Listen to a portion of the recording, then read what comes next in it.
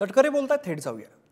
नक्की आहे की आम्ही एकत्रितपणाने बसून नेमक्या कुठल्या जागेवरती लोकसभेच्या त्याने उमेदवारी करावी याचा पूर्णपणाने राजकीयदृष्ट्या विश्लेषण करत तिन्ही पक्षाचे प्रमुख नेते त्या ठिकाणी बसून आम्ही निर्णय घेणार आहोत.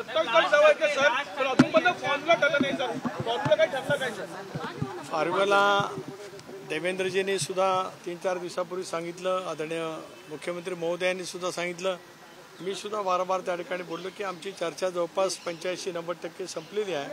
कारण महाराष्ट्रातल्या जे काही आता या निवडणुका त्या 5 टप्प्यामध्ये त्या ठिकाणी होणार आहेत आणि म्हणून अतिशय समन्वयाने आणि विशेष करून भारतीय जनता पक्षाने भूमिका घेत असतानाच मित्र पक्षाला सन्मानपूर्वक लोकसभा निवडणुकीमध्ये स्थान देण्याची त्यांची जी भूमिका आहे त्यामुळे एक दिलाने या निवडणुकीला आम्ही सगळेजण सामोरं जाणार आहोत.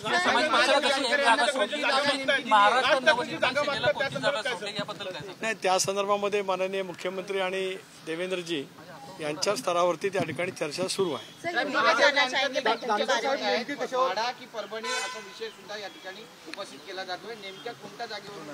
नाही, मी मगाशीच आपल्याला म्हटलं त्याप्रमाणे योग्य वेळेला 2-3 दिवसांमध्ये आम्ही मतदारसंघ त्या ठिकाणी त्यांचा कुठला असेल ते निश्चितपणाने जाहीर करणार आहोत. 4 जागा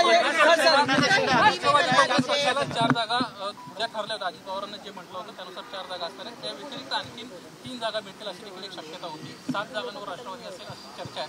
नेमकं तथ्य काय यामध्ये? मी आपल्याला मगाशी सांगितल्याप्रमाणे सन्मानपूर्वकच शिवसेना असेल, राष्ट्रवादी काँग्रेस पक्ष असेल, आता राष्ट्रपतीच्या संदर्भामध्ये आम्ही सर्वांनी सामुदायिकरित्या एकत्रितपणे निर्णय त्या ठिकाणी घेतलेला आहे. ते चर्चा त्या ठिकाणी सुरू आहे आणि निश्चितपणे त्या पद्धतीने जागांचं वाटप होईल. आज मैं आपके सामने यही रखना चाहता हूँ कि सबके अध्यक्ष महादेव जी जानकर, इनके साथ राज्य के मुख्यमंत्री एकनाथ शिंदे, उप मुख्यमंत्री देवेंद्र जी फडणवीस, उप मुख्यमंत्री अजीत दादा पवार, इनके साथ एक संयुक्त बैठक आज वहाँ पे होगी. प्रदेश अध्यक्ष के नाते मैं भी वहाँ उपस्थित था.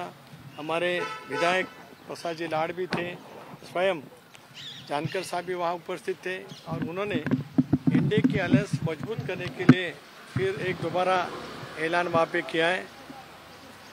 इंडिया के लिए 48 जगह जो हम पूरे राज्य में चुनाव लड़ने जा रहे हैं, जानकर जी का सहयोग इसमें बहुत अच्छा हम सबको वहाँ पे मिलेगा. तो शरद पवार के लिए कितना बड़ा झटका हो सकता है? क्योंकि कई बार हम सुन रहे थे कि शरद पवार के साथ जा सकते हैं, उन्होंने खुद कहा था कि हमको लेना चाहते हैं साथ में, तो कितना बड़ा झटका आप समझते हैं? देखिए, इसके बारे में मैं कुछ टिप्पणी नहीं करना चाहता हूँ क्योंकि आज स्वयं जानकर साहब यहाँ पे हैं. आज आपके माध्यम से महाराष्ट्र की जनता को हम यही संबोधित करना चाहते हैं कि हम साथ में मिलकर आने वाले चुनाव देश के प्रधानमंत्री नरेंद्र मोदी जी को और शक्ति देने के लिए महाराष्ट्र में हम सब तैयार है. सर, कितनी सीटों को लेकर बात फाइनल हो चुकी है? कितनी सीटों को लेकर बात फाइनल हो चुकी है अब तक? सर, सीट शेअरिंग कहाँ तक आहे सर? कधी पाहायला मिळणार? सुनील जी, राज ठाकरेंचं पाठिंब्याचं पत्र असं कधी पाहायला मिळणार? सर, सीट शेयरिंग की चर्चा कहाँ तक wait and watch. Sir, seat sharing की चर्चा. देखिए, मैंने आपको यही बताया कि 2 दिन के बाद हम सब प्रेस कॉन्फ्रेंस लेंगे और सीटों का बंटवारा के बारे में जो कुछ तय हो गया है वो हम वहाँ पे बताएंगे.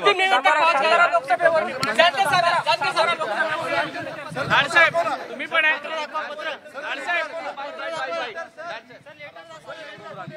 पुढे ना की राष्ट्रपतीवर असेल की एनसीपीच्या चिन्हावर असेल याविषयी एक असं आहे की राष्ट्रपतीचे अध्यक्ष जानकर साहेब निवडणुका त्यांच्या पक्षाच्या चिन्हावरती त्या ठिकाणी लढवलेलं आहे.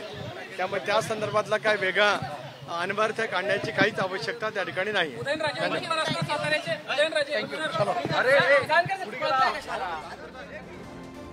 तर मुंबईतून सुनील तटकरे बोलत होते. जागा वाटप लवकरच जाहीर होईल असं त्यांनी यावेळेला सांगितलेलं आहे. तर महायुतीच्या बैठकीला महादेव जानकर सुद्धा उपस्थित असल्याचं त्यांनी सांगितलेलं आहे. जानकरांना महायुती 1 जागा देणार असल्याचं तटकरे म्हणतायत. आपण फोटोमध्ये बघतोय महादेव जानकर आणि देवेंद्र फडणवीस गळाभेट घेतानाचा फोटो आपल्याला बघायला मिळतोय. जानकरांचा मतदारसंघ लवकरच जाहीर करू असं सुद्धा तटकरे म्हणाले. जागा वाटप लवकरच जाहीर होईल आणि आजच्या बैठकीला महादेव जानकर सुद्धा उपस्थित असल्याचं त्यांनी सांगितलेलं आहे. जानकरांना महायुती 1 जागा देण्यास तयार असल्याचं तटकरे म्हणतात. तर मुख्यमंत्री एकनाथ शिंदे, देवेंद्र फडणवीस, उपमुख्यमंत्री अजित पवार हे आपल्याला बघायला मिळत आहेत। महादेव जानकर यांना बुके देतानाचा फोटो आपण पाहतोय। प्रसाद लाड सुद्धा आपल्याला या फोटोमध्ये बघायला मिळत आहे। महायुतीची बैठक होती आणि या बैठकीला महादेव जानकर सुद्धा उपस्थित होते। जानकरांना महायुती एक जागा देणार असल्याचं तटकरे यांनी आताच सांगितलेलं आहे आणि जानकर महायुती सोबतच राहणार असा सुद्धा उल्लेख तटकरे यांनी केलेला आहे। जानकरांचा मतदारसंघ लवकरच जाहीर करू असं सुद्धा तटकरे यांनी सांगितलेलं आहे। जागावाटप लवकरच जाहीर होईल आणि महायुतीच्या बैठकीला महादेव जानकर उपस्थित होते। आपण फोटोंच्या माध्यमातून पाहतोय। देवेंद्र फडणवीस, अजित पवार आणि या दरम्यान ही बैठक पार पडलेली आहे।